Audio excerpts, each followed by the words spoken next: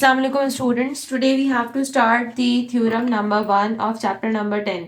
Chapter number 10 का theorem number 1 हमारे पास मौजूद है. In a parallelogram, the opposite sides are congruent, the opposite angles are congruent, the diagonals bisect each other. इसका क्या मतलब हुआ कि हमारे पास जो पैरेललोग्राम है उसकी ऑपोजिट साइड्स जो है वो इक्वल होंगी, बराबर होंगी. जिस तरीके से लेंथ बराबर होगी लेंथ के, ब्रेथ बराबर होगी ब्रेथ के. The opposite angles are congruent, opposite angles जो होंगे वो दोनों बराबर होंगे.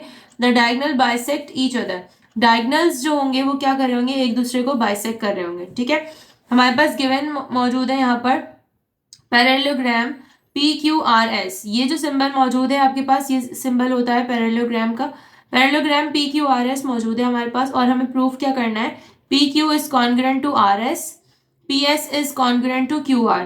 ठीक है, यानी कि हमें साइड्स को प्रूफ करना है कि क्या चारों साइड्स जो है वो आपस में एक दूसरे के बराबर है, लेंथ लेंथ के बराबर है, ब्रेथ ब्रेथ के बराबर है या नहीं. फिर हमें प्रूफ करना है angle P is congruent to angle R and angle S is congruent to angle Q. यानी कि हमें ये प्रूफ करना है कि जो ऑपोजिट एंगल्स हैं क्या वो वाकई कॉन्ग्रुएंट है या नहीं. फिर मेरे पास मौजूद है diagonals PR and SQ bisect each other at point O. जो हमारे पास डायगोनल्स हैं वो कौन से पॉइंट पर बाइसेक्ट कर रहे हैं, पॉइंट है हमारे पास O. ठीक है, तो हमने कंस्ट्रक्शन अच्छा जी, हमारे पास जो थ्योरम में मेन चीज होती है वो होता है ये क्वेश्चन होता है आपके पास given.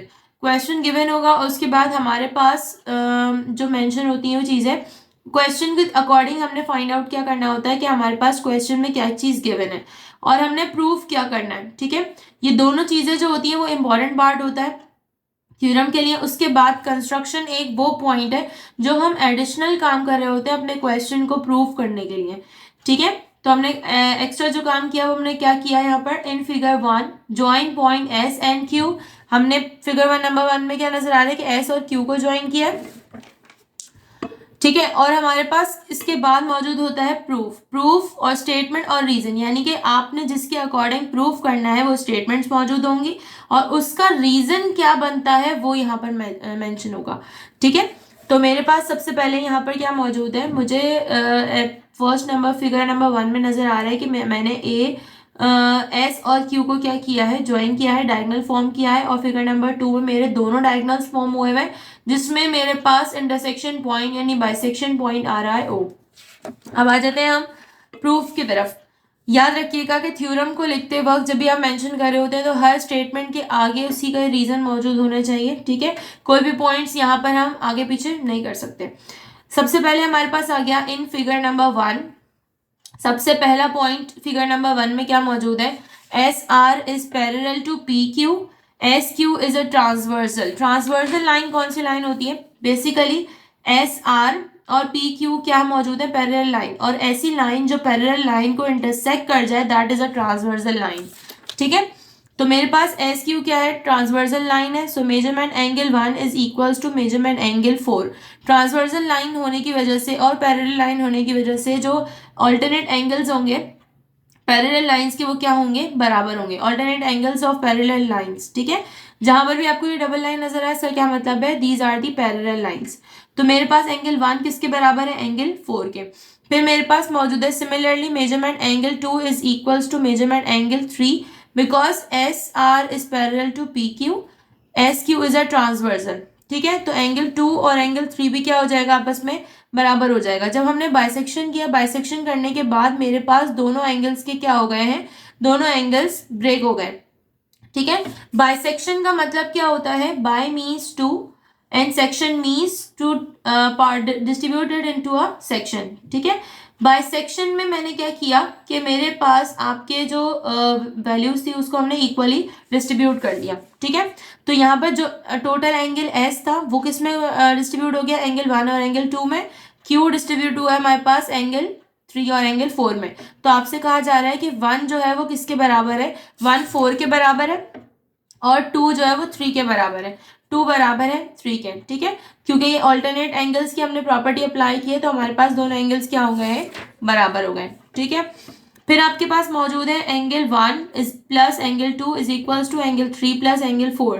Addition property of postulate. ठीक, वही वाली बात जो मैंने अभी आपसे कही है. कौन सी बात, कि हमारे पास बाइसेक्शन करने से एंगल जो है इक्वली डिवाइड हो गए। तो अगर हम इन दोनों को प्लस करते हैं और 3 और 4 को प्लस करते हैं तो एंगल एस और एंगल क्यू भी क्या हो जाएगा, इक्वल हो जाएगा। ठीक है, सो मेंशन है यहाँ पे और angle S is congruent to angle Q, angle addition postulate. फिर मेरे पास मौजूद है similarly angle P is congruent to angle R by the above same process, क्योंकि हमारे पास जिस तरीके से हमने एस और क्यू को बाइसेक्शन के अकॉर्डिंग प्रूफ किया था उसी तरीके से हमारा पी और आर भी क्या हो जाएगा, बराबर हो जाएगा। ठीक है, that is opposite angles are congruent, क्योंकि ऑपोजिट एंगल्स क्या होते हैं, पैरेललोग्राम के कॉन्ग्रुएंट होते हैं ना। फिर मेरे पास मौजूद है triangle S P Q congruence with triangle Q R S. ठीक है, यानी कि हमने अब किसको इक्विवेलेंस में लेकर आना है, ट्राइंगल को फॉर्म किया हमने, अपने पैरेललोग्राम को एक ट्राइंगल फॉर्म में कन्वर्ट किया। किस तरीके से, पहला मेरे पास मौजूद है एस पी क्यू, मतलब एस पी क्यू ये ट्राइंगल 1 हो गया मेरे पास, और S R Q that is a triangle number 2। ठीक है, क्यू आर एस हो या एस आर क्यू हो, बोथ आर सेम। तो मेरे पास इस कंडीशन में क्या नजर आ रहा है, angle 1 is congruent to angle 4, क्योंकि हम ऑलरेडी डिस्कस कर चुके थे, and angle 2 is congruent to angle 3। ठीक है, वो मेंशन है प्रूव्ड इन 1 अबव कॉमन। ठीक है, उसके बाद मेरे पास लाइन साइड्स को देखेंगे कौन सी कॉमन आ रही है। साइड मेरे पास ये बाइसेक्शन कॉमन आ रही है, दैट इज एस क्यू। तो मेरे पास मौजूद था S Q is congruent to S Q, that is a common side, so we can say that triangle S P Q is congruent to triangle Q R S. कौन सी property लगाई है इसमें हमने, A S A, that is a angle side angle property. ठीक, क्या किया हमने, बेसिकली दो एंगल्स और एक साइड इक्वल होने से हमारे पास दोनों ट्राइंगल्स आपस में क्या हो गए, कॉन्ग्रुएंट, क्योंकि हम ऑलरेडी डिस्कस कर चुके हैं कि जब भी हमें कॉन्ग्रुएंसी शो करनी होती है तो हमारे पास ट्राइंगल्स को कॉन्ग्रुएंट करने के लिए 3 पार्ट्स का कॉमन होना जरूरी होता है। ठीक है, 3 पार्ट्स अगर हम हमारे कॉन्ग्रुएंट होंगे तो हमारा ट्राइंगल क्या होगा, कॉन्ग्रुएंट होगा। ठीक है, तो जब 3 पार्ट्स हमारे कॉन्ग्रुएंट है, इट मीन्स हम बाकी को भी क्या कर सकते हैं कि दोनों इक्वल है। So we can say that since PQ is congruent to RS and PS is congruent to QR by the congruence of triangles, that is opposite sides are congruent in figure number 2। सही, तो हमारे पास opposite sides भी क्या हो गई, congruent हो गई। अच्छा, तो हमारे पास यहाँ पे कहा जा रहा है SOQ is equivalence to ROS। Basically मेरे पास कौन सा मौजूद है, SOQ और ROS। तो मेरे पास यहाँ पर एक मिस्टेक है, वो ROS ट्राइंगल कॉन्ग्रुएंट होगा मेरे पास QOP से। ठीक है, तो यहाँ पर आप मेंशन करेंगे QOP। सही, अब मेरे पास क्या मौजूद है, angle 1 is congruent to angle 4 proved in 1 above. ठीक है, हम ऑलरेडी प्रूव कर चुके हैं, तो एंगल 1 और एंगल 4 बराबर है। Then angle POQ is congruent to angle SOR। मेरे पास एंगल फॉर्म हो रहा है बाइसेक्शन में यहाँ पर, तो मेरे पास जो एंगल यहाँ पर फॉर्म हो रहा होगा वही किसके बराबर होगा, ऑपोजिट एंगल्स की वजह से दोनों आपस में क्या होंगे, बराबर होंगे। ठीक है, they are saying that vertically opposite angles. ठीक, फिर आ जाते हैं PQ is congruent to SR, जो कि हमने ऑलरेडी प्रूव किया था अबव वाली सिचुएशन में। उसके बाद क्या हुआ, मेरा ट्राइंगल हो गया congruent, that is triangle POQ is congruent to triangle ROS। ठीक है, यहाँ पे मौजूद है POQ, तो मेरे पास ये वाला यहाँ पे करेक्शन करनी थी। ठीक है, तो मेरे पास ये प्रूव हुआ है AAS means angle side property से, right.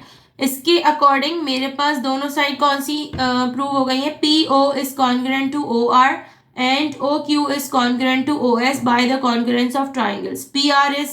PR and RS diagonals bisect each other. तो हमारे पास तीनों चीजें प्रूव हो गई हैं, जो कि हमें ऑलरेडी कहा गया था प्रूव करने के लिए कि हमारे पास दोनों एंगल्स भी बराबर है, साइड्स भी बराबर है, और जो डायगोनल्स है वो भी क्या है, आपस में बराबर है।